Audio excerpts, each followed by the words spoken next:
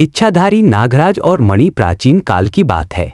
एक घना जंगल था जिसके बीचों बीच एक रहस्यमयी शिव मंदिर स्थित था। इस जंगल का रक्षक था नागराज विराज, जो एक शक्तिशाली इच्छाधारी नाग रहा। उसकी सबसे बड़ी जिम्मेदारी थी मंदिर के गर्भगृहों में छिपी हुई नागमणि की रक्षा करना। यह मणि इतनी चमकी के सामने सूर्य का प्रकाश भी फीका पड़ जाता। विराज अक्सर एक अत्यंत आकर्षक और बलशाली युवक का रूप धारण कर लेता था। वह जंगल के आसपास के गांव और नगरों में घूमता, इंसानों के जीवन को समझता और जरूरत पड़ने पर उनकी गुप्त रूप से मदद भी करता।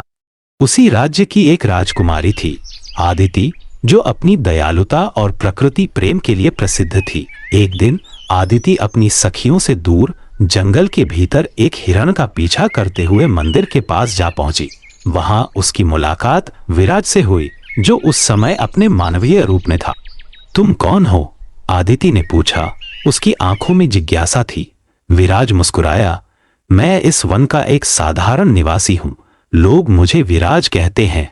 आदिति और विराज में जल्दी ही गहरी दोस्ती हो गई। आदिति को विराज का शांत स्वभाव, ज्ञान और जंगल के प्रति उसका गहरा लगाव बहुत भाया। विराज भी आदिति के सच्चे और निस्वार्थ मन से प्रभावित था। राज्य का प्रधानमंत्री धीरज एक लालची और कपटी व्यक्ति था।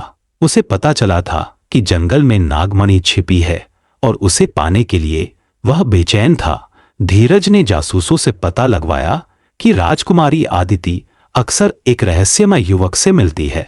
धीरज ने अंदाजा लगाया कि यह युवक ही मणि का रक्षक हो सकता है। एक रात धीरज ने अपने सैनिकों के साथ जंगल पर हमला कर दिया।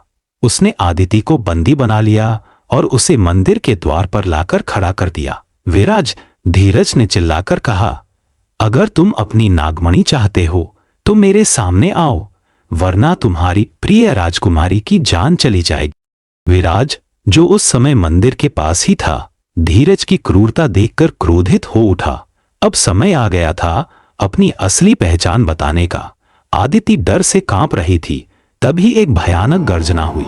जिस जगह विराज खड़ा था वहां की धरती कांप उठी।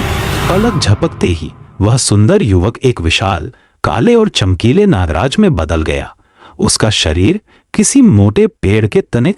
नागराज विराज ने एक लंबी और शक्तिशाली फुफकार मारी।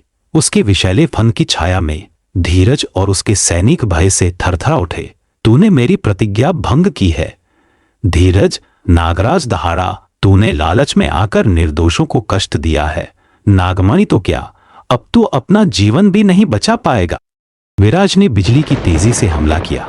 उसने अपने विष से सैनिकों को दूर भगाया और धीरज को अपनी मजबूत पूंछ से जकड़ लिया। धीरज ने दया की भीख मांगी, लेकिन नागराज ने उसे सबक सिखाया।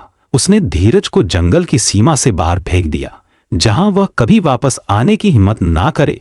विराज फिर से अपने मानवीय रूप में आया और आदित्य को मुक्त किया और आश्चर्य से देखा और आश्चर्य से उस तुम ही नागराज हो, आदिति ने फुसफुसाया।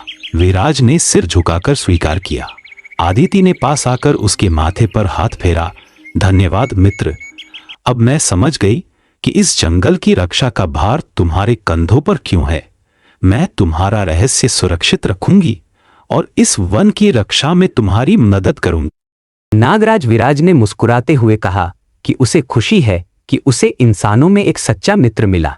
उस दिन से राजकुमारी आदिति और नागराज विराज ने मिलकर जंगल और नागमणि की रक्षा का संकल्प लिया और राज्य में शांति और समृद्धि लौट आई।